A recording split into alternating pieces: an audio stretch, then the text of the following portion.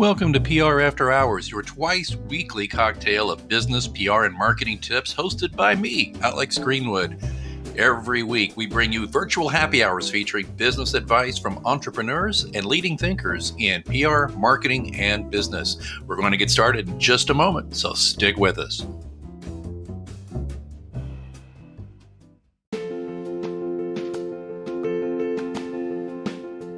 Hey listeners, are you considering new ways to build awareness for yourself, your clients, your brand, your business? Might I suggest the podcast option? The podcast option is actually my new ebook available exclusively on Amazon.com. In this fast-reading book, I give you the benefit of my 15 years podcasting and broadcasting experience with stories, practical tips, and advice from hundreds of hours I've spent as a podcast host, producer, and guest. The podcast option is mandatory reading for those new to podcasting and a welcome addition to the veteran podcasters library.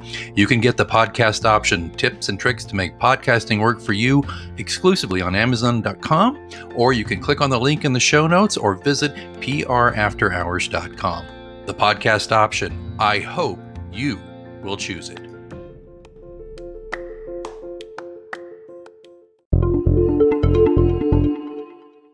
Getting an audience is hard. Sustaining an audience is hard. It demands a consistency of thought, of purpose, and of action over a long period of time.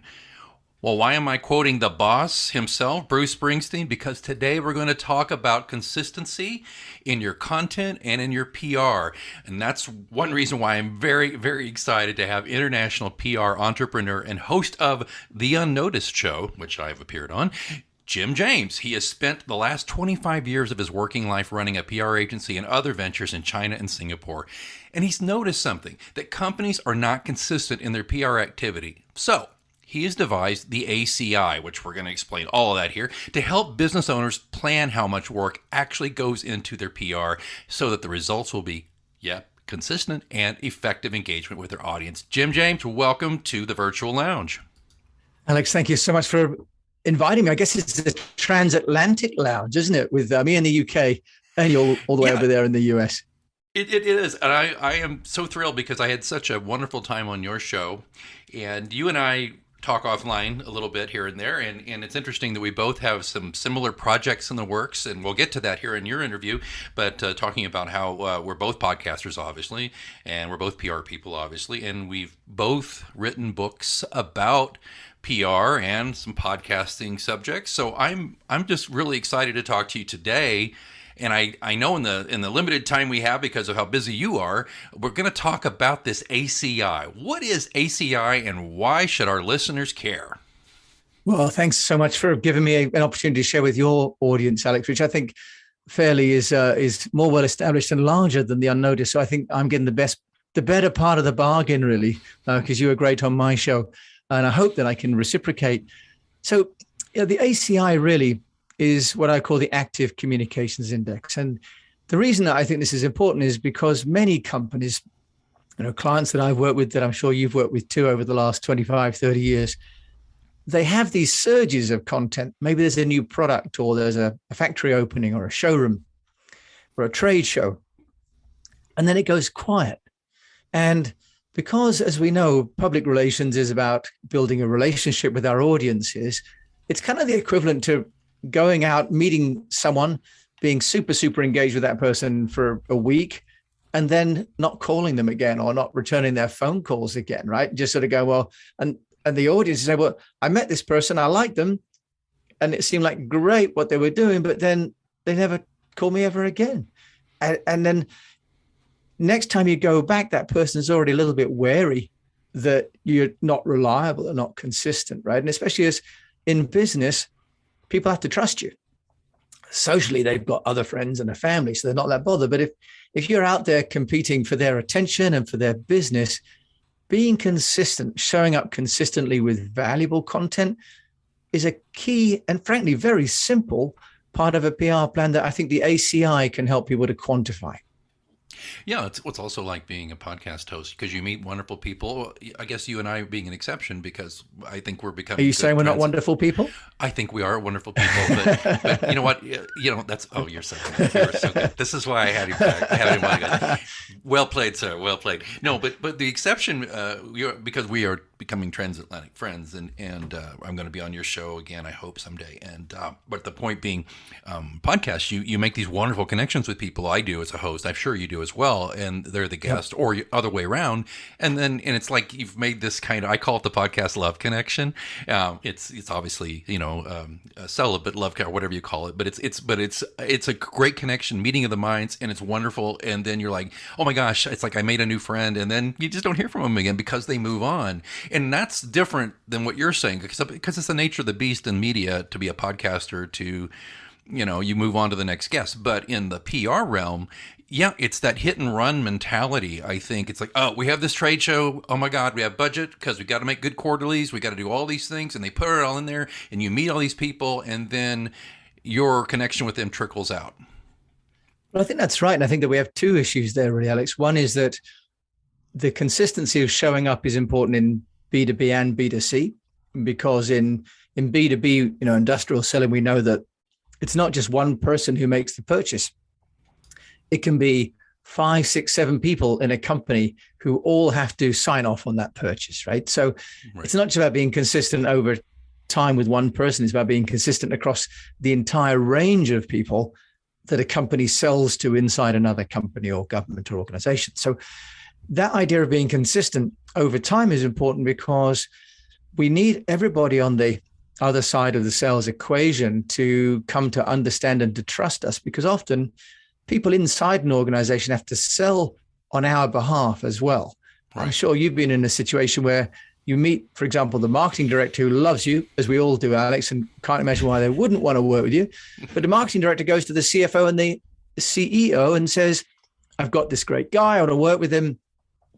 And the CEO or CFO says, well, that's great, but who are they? And they maybe look online quickly to do some research. If you as a person or you as a company is turning up only sporadically, right, then you're not going to reassure and help the person who's helping to make the sale on your behalf. So I think B2B is even more important. So the Active Communications Index, if I may, then there are 3 elements, Alex. Okay, 3 elements. The first is content. And this is about creating fresh content that's context sensitive. So it's not about just creating content about you. It's about creating content, which is, if you like, a gift for the receiving party. It's something that they can understand and that's relevant to them. The second part is about the channels. So which channels are you sharing that information on? And that's maybe as video, maybe it's as text, maybe it's as audio as we're doing on the podcast. Which kind of content is going to be in the channel that your audience is going to be looking at? So if it's a younger audience, maybe it's TikTok, although they've just changed the age allowances now recently. Although I have to say, as a parent, I'm not disappointed about that. But looking at where the audience is determines the channels. And the third element is the frequency. Now, as you mentioned, I've worked and continue to work internationally. So I'm based in the UK, but I have clients and work I'm doing in Southeast Asia and China. And the content that we send out has to go across the different channels at times when it's appropriate for those people that are going to see it. That's one aspect of frequency. So I need to make sure the timing is so that it's in the business day in Asia, in the business day in Europe, in the business day in America. But also I need to look at how often I can repurpose and send that content out in terms of frequency. So if I send content out as a tweet, it lasts, I think the average now is 30 minutes maybe. A YouTube video has a shelf life of about 5 hours apparently now, right? A LinkedIn post, maybe a day. But the lead time and the lifespan of digital content, or frankly of all content, has become so short that we have to have the frequency increased. And this is the amplification part. So many companies send out one piece of information on maybe 1 or 3 channels they're comfortable with, and they send it one time. Yeah. So the Active Communications Index is a formula, very simple formula, which helps them to quantify if they're doing enough new content, if they're sending it across enough channels, and they're sending it frequently enough. And at the moment, that doesn't exist because what we have are lots of vanity metrics, Alex. So we've got lots of how many impressions, how much engagement, right? But as we all know, that's out of our control. Right. I can post a video. For example, I posted a picture of my upcoming book onto LinkedIn. I had over 4,000 views of that post. It's just two versions of a book. Which do you like, A or B? And I got 65 comments. Yeah. I can post something that I would think may be equally interesting about the impact of light on children and get 40 or 50. It's not within my control. Right. So the vanity metrics are controlled by the algorithms. The active communications index is what is in your control. And that's really what I want to try and build and share with business owners, is a metric that they can talk with their peers and their agency about and say, hey, Alex, what's our ACI this week? What is it next week? What is it the week afterwards? Because you want your active communications index to be roughly the same week in, week out. Right. And that will avoid these ups and downs that you might get. If you take care of what you put in consistently, a bit like fitness, if you work out with a good regime on a regular basis, you will become fit. But if you just worry about fitness, but not about how much exercise you do, you'll never get fit. So that's the active communications index. And any questions? But if not, I've got a little diagram I'd like to try and explain to your listeners, but I'll let you dive in first. I was just going to say, no, I'm totally enthralled with this. I think that's right. But speaking of a diagram, check out your show notes. I'm going to use Jim's diagram as the art for this episode, but I understand some podcast aggregators don't fully show that. So just go over to prafterhours.com and look for this episode, and you'll see it. And Jim can kind of narrate that for you. And don't worry, folks. We'll wait. We'll sit here and wait for you just a second to go get that. I'm just kidding. But anyway, go to prafterhours.com or check your show notes. Jim, take it away.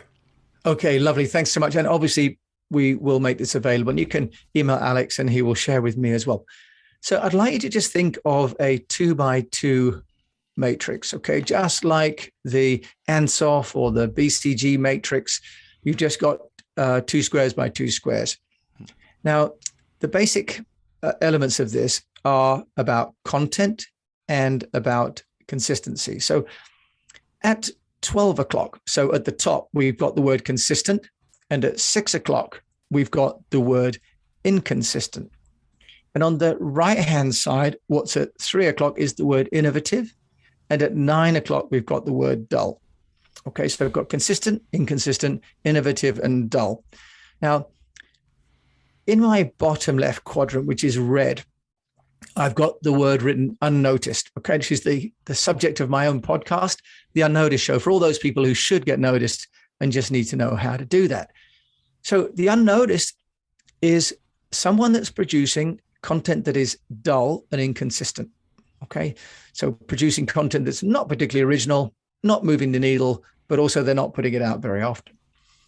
In our top left, which is currently a yellow color, I've got people that are creating dull content, but they are consistently creating dull content. You may ask why that happens, but actually it's amazing how many big companies have a marketing manager or a PR manager who's asked to put out content that's not original, but just to keep sending out press releases weekly to the media. Oh, yeah. Alex is nodding his head. I have some time with some clients and I'm like, it's not about volume. It's about consistency, which is different to volume. So this company or individual is a follower, Alex. So they're sending out dull information consistently. They're filling the airwaves, right? Now, in the bottom right-hand corner, someone that is producing content which is innovative and inconsistently is what I call an opportunist, okay? And that is in green. So that person is currently thinking along the lines of leading an industry. They could be maybe an academic. They could be a scientist. They may be an originator within the company. They come out with great stuff. Maybe it's a speaking opportunity and they've developed a PowerPoint, for example, for the conference.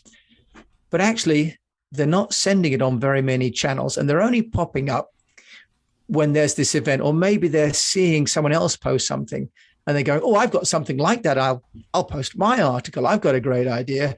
They're being opportunistic. Now, a bit like our conversation earlier, Alex. It's like someone finding out about a good party and going to that one, but not going to any of the other parties that host is organizing, right? They're just sort of turning up well-dressed one time, but no one knows whether they're coming back again. Right. Now, in our top right-hand quadrant, which is really where we all want to be, not just as individuals, Alex, but as companies, we want to be the influencer. And the reason we want to be the influencer, which is the top right quadrant, is because if we're the influencer, we lead the market. Right. If we think of the old Sony Betamax conversation, and your listeners may be just about old enough to remember that conversation, or now we're looking at lithium versus hydrogen fuel cells in the automotive, in the NEV market. The debate now is about which is going to be the core technology to drive battery-powered cars. In technology industries, it was TDMA, CDMA against GSMA, the American standard versus the European standard for 4G. There was actually a client of mine in Asia to communicate the benefits of the 4G through GSM rather than through TDMA and CDMA. The point is that if we are influencing the industry, we're leading the conversation. And from a commercial point of view, it means that everybody then is going to have to play the same game as we're playing, which means we'll have a commercial benefit. We'll have a commercial advantage. So very simply then, Alex, what we want people to think about is this 2x2 quadrant. Bottom left, unnoticed, dull, inconsistent. Top left, dull, but consistently dull. Bottom right, someone who is inconsistent, but innovative and opportunist, and where we'd like people to think about being. And I've got some strategies for them, of course, to become an influencer in whichever community they're in, micro or macro community. Being the influencer is the path to success from a business point of view. So that really, hopefully, is a picture that everyone can visualize. Hopefully hasn't caused any car accidents or people falling off the pelotons while they're listening to this. Or worse. You know, I'm trying to peg where I fit in consistently there, and I think I am. You're an influencer. I'm going to save you. You must be an influencer. I don't know if I am, though, Jim. I think I fall. Okay, if you're looking at the quadrant and there's the top right being the influencer and the bottom right being the opportunist, I may fall down into opportunism every now and again. I'm just being honest with myself. Well, and then the way to look at this is to look at some of the other criteria. So what we can do is drill down, if you like, Alex. So I think you're being harsh on yourself, but because you've got a book, you've got a podcast. But what I can do then is I just share with you, if I may, where this takes us. Because if we are realistic, I think, and I think it's about having the honesty, isn't it, really, about what you're doing. And if you're not being honest with yourself, then that's not going to help anybody. So the idea is that if you are unnoticed, your content's dull, you're sporadic in your outreach, but also you're using a limited number of channels. Right? If you're a follower, your content is dull, you're consistent in your outreach, but you're using a limited number of channels. If you're an opportunist, your content is innovative, your outreach is sporadic, and you're probably using a limited number of channels because you haven't really thought of it. And if you're an influencer, you're maxing out on all of those. Now, what I'd like to do, if I may, is there are some things that you can do. Let's start with if you're unnoticed. If you're unnoticed, it's time to innovate and stop following what everyone else is doing and create some innovative content. And you can do that using AI. You can do that by putting yourself in the shoes of your customer. We talk about, looking at the avatar, what they're doing, and making your customer or your member of staff or your partner into the hero. And this actually, I had some breakthrough with some masterclass team where they're consistently producing graphics about their own heavy engineering products. And we said, how about we look at the people that put the engineering products into the mines in Chile? And all of a sudden, they had all this amazing story. In fact, their products were originally used in World War I tanks. And when we moved down that path, it liberated a whole bunch of innovative content for them. Channels, I encourage people to have more than just the channels that they're familiar with themselves. Yeah.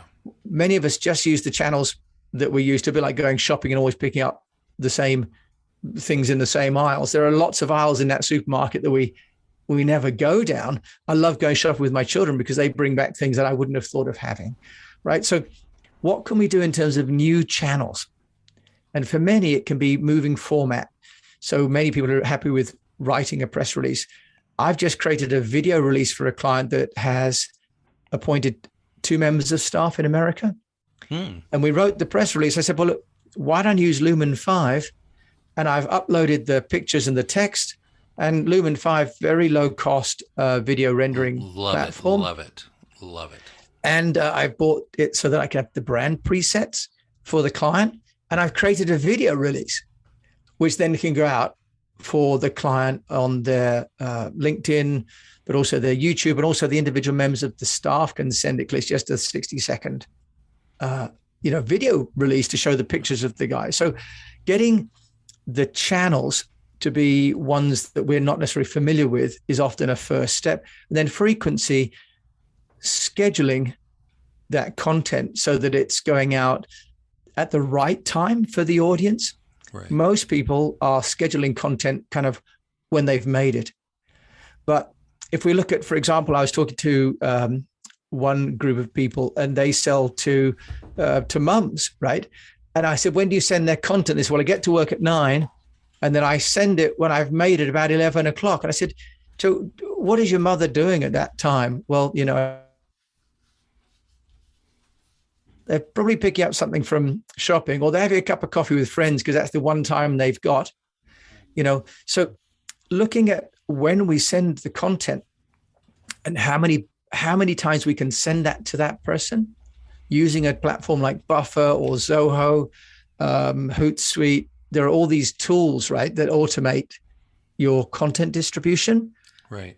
You can help people to move from being unnoticed to being hopefully not just kind of dull and not just opportunist, not just a follower, but move them into this top right quadrant. So very simple, all free to do. Many great applications out there. There are over 8,000 marketing technology platforms out there that Scott Brinker calls the second golden age of MarTech, and they're all cataloged. And I have a 100 that I've cataloged in the technology application directory. I'm happy to share. So the idea of the ACI is that if we create a framework and just an approach of looking at your content, looking at your channels and your frequency, you keep doing that in a repeated way, you will build engagement with your audience. This is fantastic. I like it because, in my experience, their clients don't typically have time for or not interested in really in-depth kind of. And I don't mean this lacks depth, Jim. I just mean they don't have time. Yeah, for I'm gonna take the being shallow as a compliment. There you go. I used to be blonde, so I'm used to those jokes. Shallow man, you. Yeah. No, I like the idea that I can say I can meet with a client and show this and explain this and put that simply, and because what's ingenious about it, PR people who are listening. Of course, there's business owners too. But what's ingenious about it, I think, though, is nobody wants to be the dull. We don't want to be accountants and lawyers, do we? Basically, sorry for any listening to that, but we don't want to more tax advisory. How is that interesting? Useful. I mean, tell me about it. I had a tax lawyer for a client for a year, and it was a struggle. Not because he was a very interesting guy, very colorful, but tax law isn't. No, but the that's the point though, is that nobody wants to be there, and I think that PR people helps you if you're.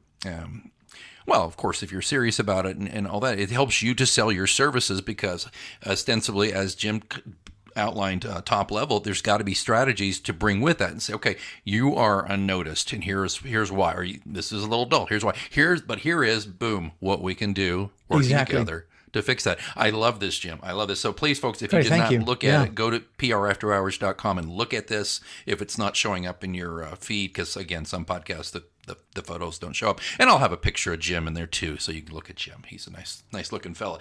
So, Jim, as we wrap up here, though, I just wanted to say, because I think very much you and I are interested in coming back on each other's shows in the near future. Absolutely, yeah. You're good for my ratings, Alex. What can I say? You're good for my ratings. You're good for mine. So there you go.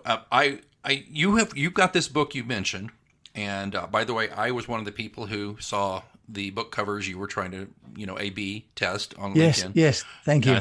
You know what? Honestly, I liked them both. So maybe the one that's a little more red. Well, good. There's going to be a volume 2. So I'm going to do volume 1 in red, because each one I'm curating these interviews. So the first one is 50 articles with entrepreneurs and experts like yourself. And then there'll be another 50 coming out in 3 months' time. So the idea is to make this into volumes. I love it. So you're going to come back when the book is out. If you'll have me. If you'll have me, I'd love to. Yeah. And I believe, as you alluded to, I might even be quoted in there somewhere, just saying. But absolutely. There's your interview with me on that. And then you've also got your own book. You're being very modest, but your book is coming out. So everyone should get hold of that, because that'll be much more inspirational. I think, the Unnoticed and the podcast option, that is the yin and the yang of what you need for outreach and for you to not be dull or unnoticed. Jim, last thing, I hate to go, because this is always such a brilliant conversation, but how do people get a hold of you? We'll put that in the show notes, but give us a quick, how they get a hold of you. Yeah, easiest place is on LinkedIn, just Jim James, EASTWEST Public Relations. Come there, and then everything can flow from that. I'd love to catch up with any of your listeners. And if they've got ideas about the ACI, then that would be great. Okay. Does that include folks who would like to appear on the Unnoticed show? Oh, absolutely. Absolutely. If anyone has got a story about how they have got noticed that they can share, that can be an example to other business owners, I'd love to hear that. And practitioners that have got skills that they could share with other business owners about how those people could get noticed, both groups are more than welcome. Thank you for reaching out like that. International PR entrepreneur and host of the Unnoticed show, creator of the ACI, Jim James, thank you for joining us here in the virtual lounge. Until next time. Alex, I am now PR After Hours. Thank you so much for having me on your show. Oh, you know what that means? Looks like it's last call here at your virtual lounge for PR news, views, and interviews. Don't forget, you can ask me a question anytime. You can do it through our Twitter account, which is @HoursPR. Or, even better, you can send me a message vocally. I would love to hear your voice, and I'll answer it on the show. There's a link in the show notes. All you have to do is sign up through Anchor FM. It's free, doesn't take long. And you record your message, I get the message, I will play your audio, just give me your first name and the city you live in, and then I will answer the question to the best of my ability right here on the show. Don't forget to, if you're enjoying this podcast, you can support it and help increase the frequency and value of the show. Just consider being a sponsor for your brand or your agency or just yourself, because you're like, I like this show. Or just drop a few coins in the virtual tip jar. Either way, there's links in the show notes. Please check that out. All of that, of course, being in the show notes where you're listening right now or at prafterhours.com. I see that they're turning up the lights. Last call is over, and I've got to clean up this virtual lounge. And until next time, I'm Alex Greenwood, and you've been listening to PR After Hours on Anchor FM.